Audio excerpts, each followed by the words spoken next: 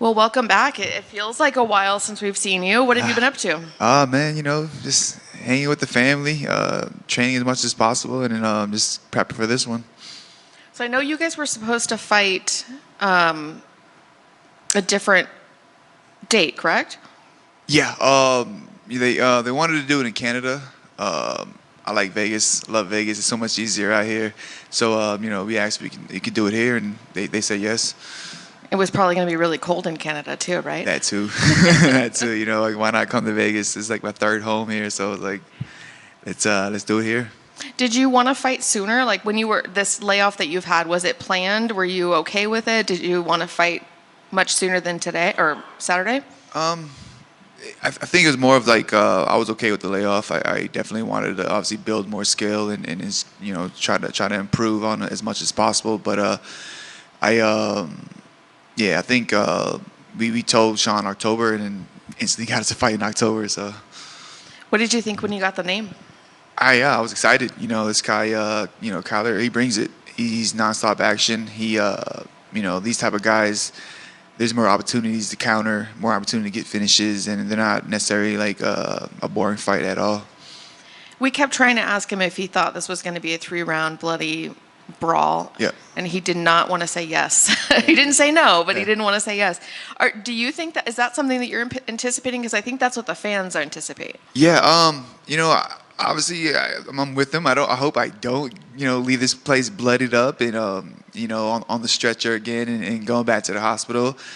But if it has to come down to it, I'm the guy for it. I will get in there and do what I have to do to try to get the W, try to get the finish. But in a perfect world, I get in there and leave as clean as possible.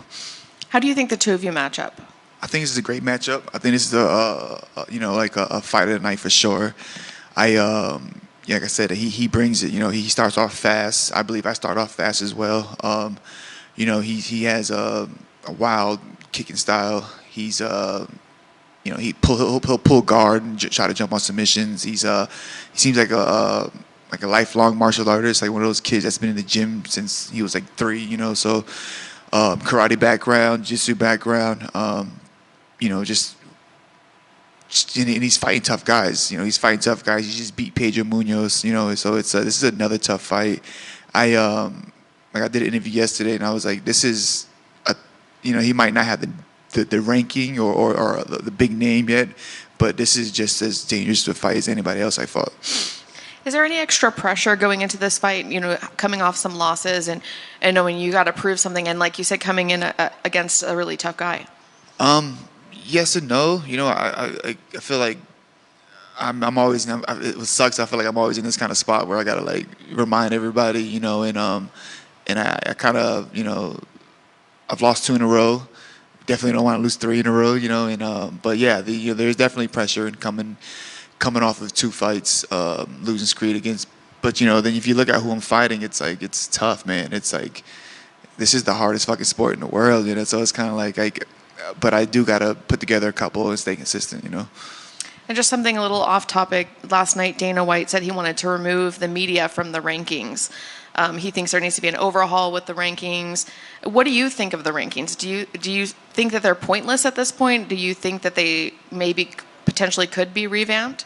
Yeah, I think they could. I'm not complaining. I'm still in the top 10, so like, hey, I'm not complaining. But I guess when it comes down to it, it's with like injuries and the way this sport is, like you could, like I can go out there, knock out Kyler, and depending on how the lineup is, I could get, I could just jump, ahead of a bunch of people as far as like whatever, depending on what they need. So it's like, I don't know necessarily, do we need the rankings? Like obviously yes and no, but yeah, I don't know, man. Like it's tough because like it's. I guess when it comes down to the business side of it too, like it doesn't really mean much. Right. Thank you. Yeah. You kind of touched on it a little bit there when talking about the rankings. Kyler, when he looks at you, you're the guy that's sitting on the top 10 that's ahead of him. What's in it for you? Besides, obviously holding the spot, but there's, like you said, there's a lot of danger fighting the guy that's behind you. But what's in it for you to get a nice win on this one? Yeah, for me, it's getting back into the win column.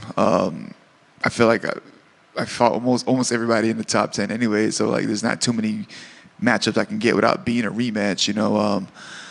And then, you know, putting on exciting fights for the fans, and I think I'm the guy to do that. Obviously, he's not ranked ahead of me. A win over him doesn't do that much, but it does a lot for me, you know. I know definitely when we see you go out there and leave it all on the line, it's definitely earns a lot of our respect, but I'm sure the people watching have a lot of respect too.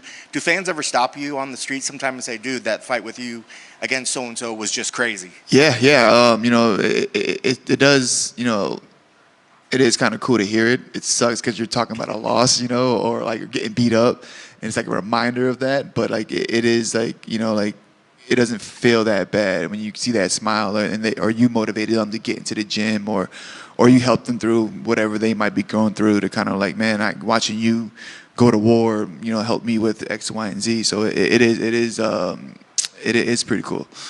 Do you pay attention to the odds makers? Is No. that something you look at, or you just don't even pay attention? For some reason, I mean, while you are still ranked ahead of them, one of the odds makers I'm looking at right here has him as a pretty heavy favorite. Do you Yeah. look at that sort of stuff? Does that fire you up, or do you not even think about that sort of I mean, you know, obviously, like, you know, like I'm coming off of 2 losses. He's probably, I think, 4 in a row or 3 in a row. You know, I don't blame them. You know, obviously, I get it, but I'm gonna make a lot of people some money after I shock whoever wrote that up. Because I think you're right. I think they probably do tend to have a recency bias where they just look at what somebody's been as opposed to maybe who you've been fighting Yeah. against. Because in terms of the talent of who you fought, has he fought anybody even close to the guys that you went through?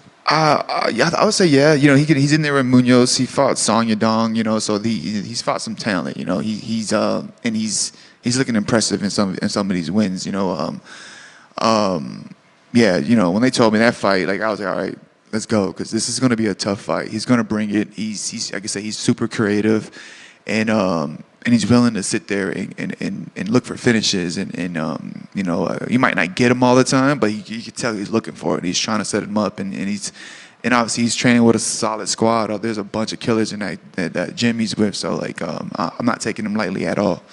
And I know that you wish the UFC would give you some easy ones and there's some cans, but like you said sometimes you feel like you have to go out there and prove yourself again and remind people of your greatness.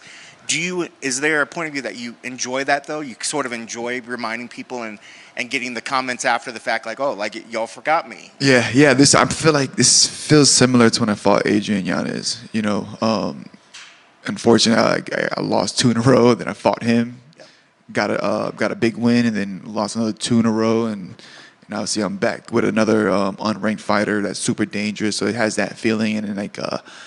Yeah, it just gets me up, gets me ready to go, and like I know, you know, with a big win, a big finish, you know, the headlines would be different, the comments would be different, like so. I just got to go out there and do my job and do what I know I can do.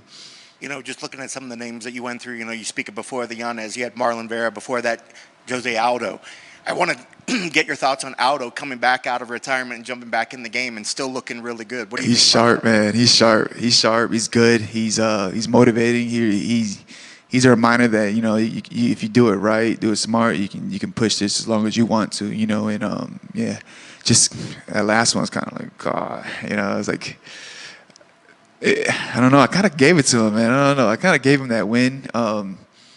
But obviously, Mario he did what he had to do to get the W, but I know what he felt in there. That guy can hit, so I know like why he kept him on the cage. I understand why he was looking for the takedown the whole time, because he's so explosive, and it's like I'm like I get it. I get why he's holding him on the cage, you know. Yeah.